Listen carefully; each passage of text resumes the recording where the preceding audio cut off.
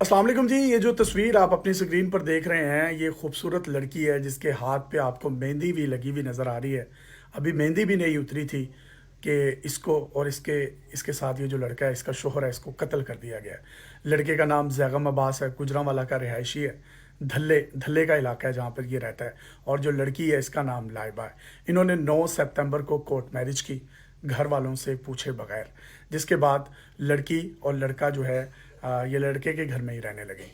कुछ दिन जब इन्होंने वहाँ पर रह लिया 9 सितंबर के बाद, तो उसके बाद जो लड़की की वालदा थी वो आई इनके घर में, अपनी बेटी के घर, और आकर कहने लगी कि इन्होंने शादी तो चलो कर ली है, कोई बात नहीं, अब इनकी कोई सुलह सफाई वगैरह जो है वो करवाते हैं ताकि इनका मिलना जुलना बाकी घर वालों के साथ सबके साथ होना शुरू हो जाए। तकरीबन ये 3 से 4 दिन तक लड़के के घर जाती रही हैं और उसकी माँ को कन्विंस करते रही हैं। शुरू में इनकी लड़ाई भी हुई, कोई बहस व तकरार भी हुई, लेकिन उसके बाद फिर इसने कुरान पर लड़की की माँ ने हल्फ उठाया कि मैं इनकी सुलह करवाऊंगी और कोई भी किसी को कुछ नहीं कहेगा, इसमें मेरी गारंटी है। और ये जो इल्हामी किताब अल्लाह ताला की किताब कुरान है, मैं इसको गवाह बनाकर ये सब कुछ कहती हूँ।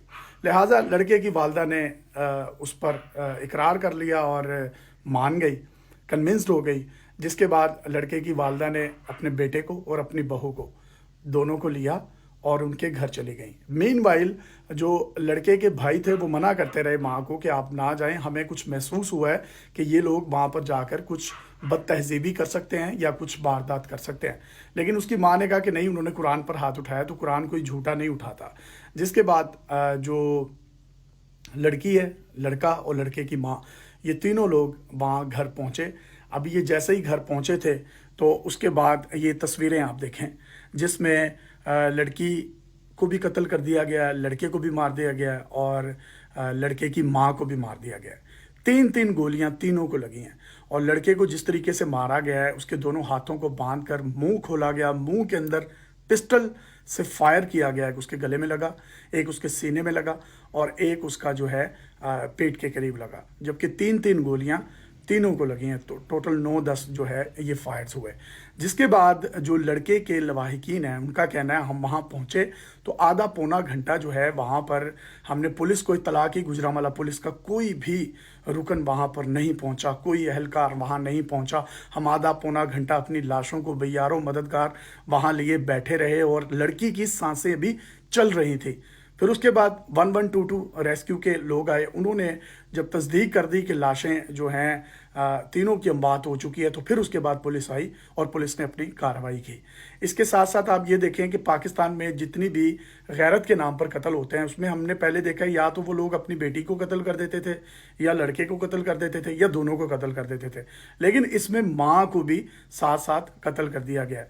लड़की इंतहाई खूबसूरत है, लड़का भी खूबसूरत है।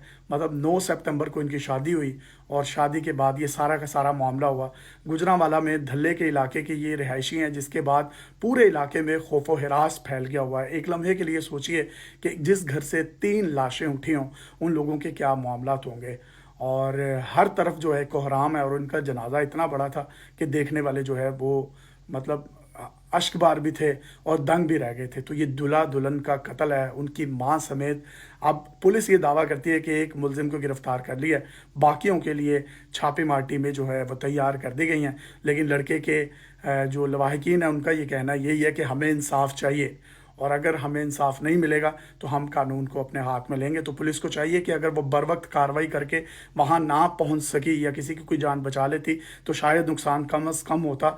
लिहाजा इन फ्रीकैन में से जिसके साथ ज़्यादती हुई है उसको इंसाफ के कटहरे में लेकर आया जाए और उनको इंसाफ दिलाने में अहम किरदार अदा किया जाए। Thank you.